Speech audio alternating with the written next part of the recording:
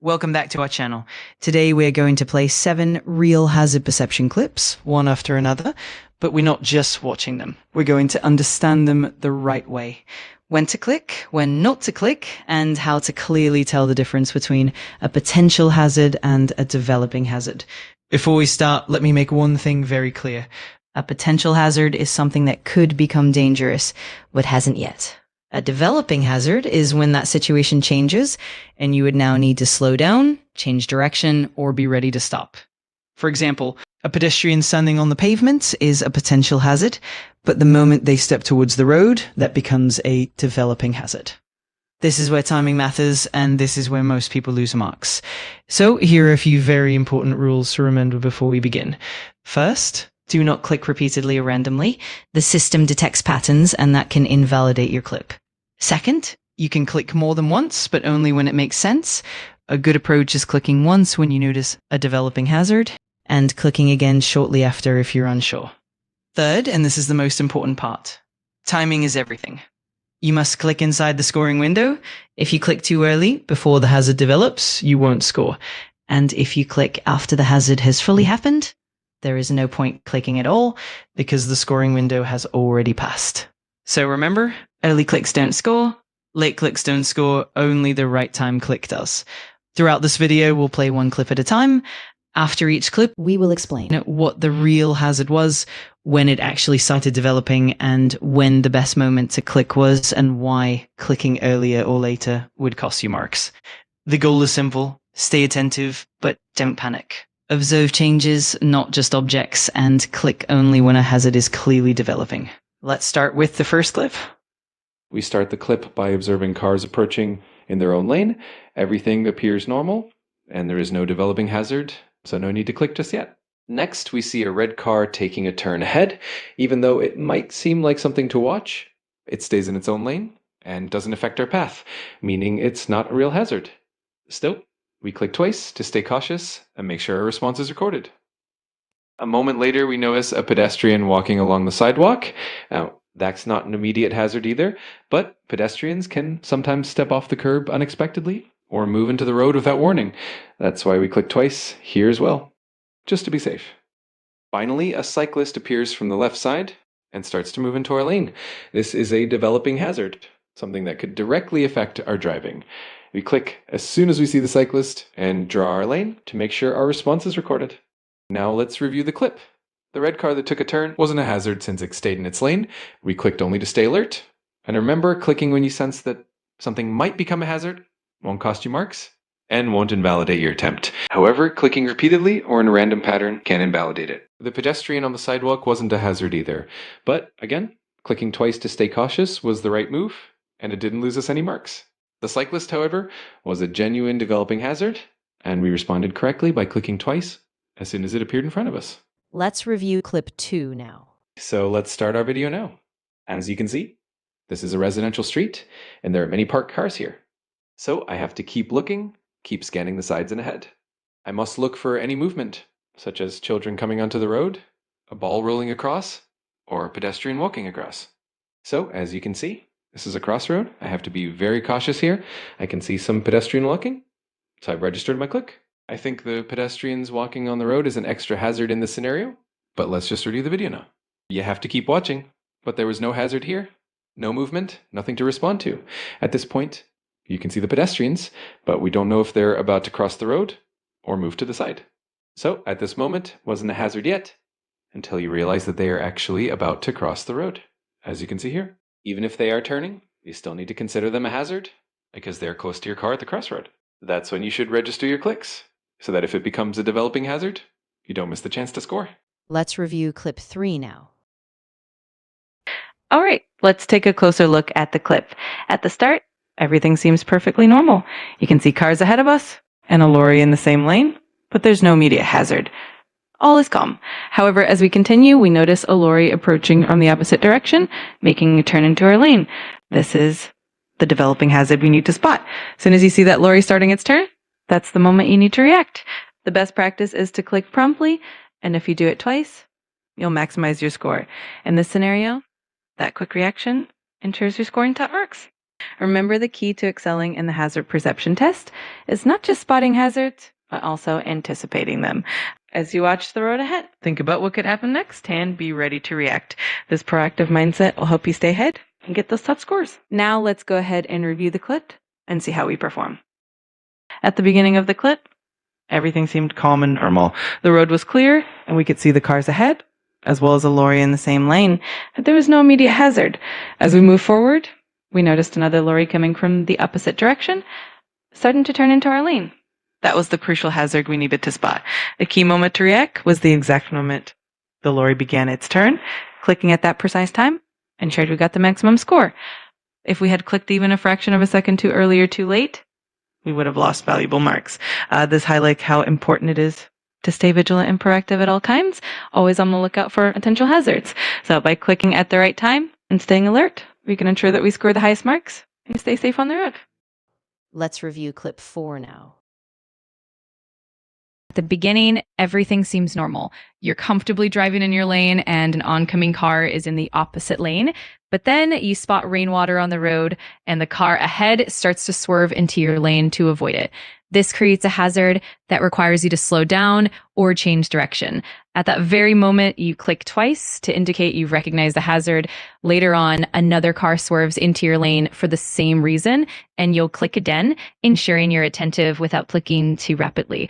By following these steps, you'll secure maximum marks. Let's take a closer look at the clip and see how it all unfolds. As we revisit the clip, let's break down what happened.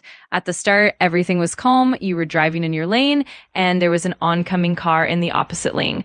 When you noticed the rainwater on the road, the first car began to swerve into your lane to avoid it. This exact moment when the car first started to move into your lane was the perfect cue to click. By clicking at that exact time, you showed that you recognized the hazard right away, ensuring you secured maximum marks. Later, when another car swerved into your lane for the same reason, you could click again, but it wasn't necessary for additional marks since the initial hazard was already identified. The key point is that you clicked at the right moment when the first car swerved, demonstrating your attentiveness and guaranteeing a high score. This approach ensures that you're always vigilant and ready to respond at the perfect time. Let's review clip 5 now. All right, so here we go. The clip starts and we're driving down a two-way road. There's an incoming car in the opposite lane. Looks normal. No problem here. A few more vehicles come by, all staying in their own lane. Still safe. Nothing to click here. Remember, we only click when something actually develops into a hazard. Now, up ahead, there's a crossroad. I can see a red car on the right. Looks like it's coming into my lane. That's definitely developing into a hazard. Click, click. I reacted there because it's entering my path and I would need to slow down. Moving forward again.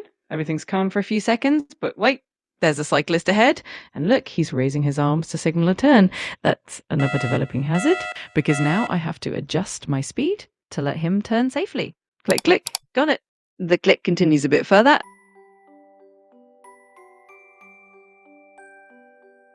And that's the end. So we had two potential hazards in this one. The red car cutting in, and the cyclist signaling to turn. Let's go ahead and review our clicks. All right, let's review what just happened. The first hazard was the red car that came into a lane from the right at the crossroad. You can see that the moment it started moving across, that's when the hazard began to develop. And that's exactly when I clicked. If I'd been too early or about slowing clicking, I would have missed the scoring window. Here comes our second hazard. The cyclist signaling with his arm to make a turn. As soon as he raised his hand, I clicked again. That was the right time to see and react because that's the point where I needed to reduce my speed or change direction to avoid any collision.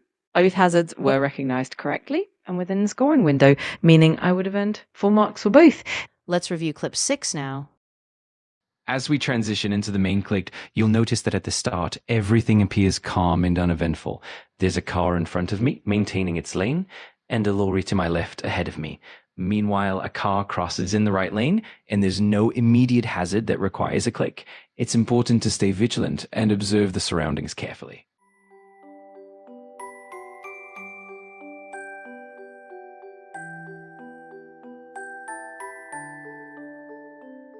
As the clip progresses, you'll see a vehicle approaching from the right lane. Suddenly, it signals to turn left. And that's the critical moment to slow down and adjust to a speed to avoid any potential danger. I'll let the clip play through to the end. Hazard perception is not about reacting late, and it's certainly not about clicking continuously. It's about recognizing a developing hazard early, staying calm, and clicking with intent. Clicking too frequently can invalidate your response altogether, while clicking too late can cost you valuable marks. All right, let's now move into the review of this clip. The correct moment to click was as soon as the car in the right lane turned on its indicator to move left. That indicator is the key signal that the situation is no longer static. It tells us that a developing hazard is about to affect our path and that we may need to adjust our speed or position. Let's review clip 7 now. Here is a phrase to remember. Scan, spot, click, stay calm. Scan the road, spot the hazard, click when it develops, and stay calm for the next one. Start scanning the road ahead. It's a quiet road so far. No developing hazards yet. Keep your eyes moving. You'll notice a few pedestrians on the pavement. This isn't a developing hazard yet. Watching the road ahead. Keep scanning. Keep watching the road ahead. Now there's a tractor approaching from the side road. As soon as I saw it, I clicked twice just to make sure my response was registered. Keep watching. Sometimes clicks contain more than one hazard.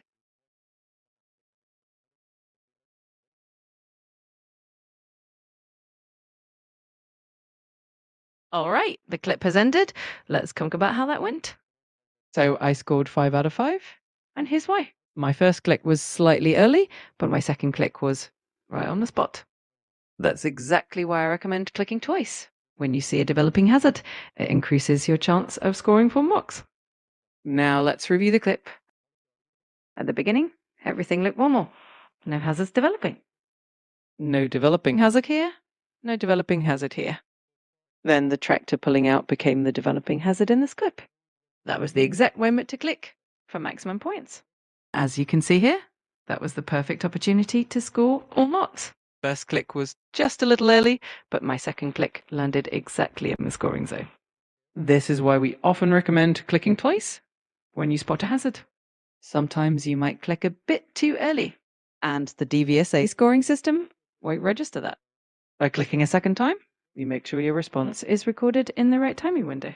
That helps you secure the highest possible score. Now let's continue watching the clip.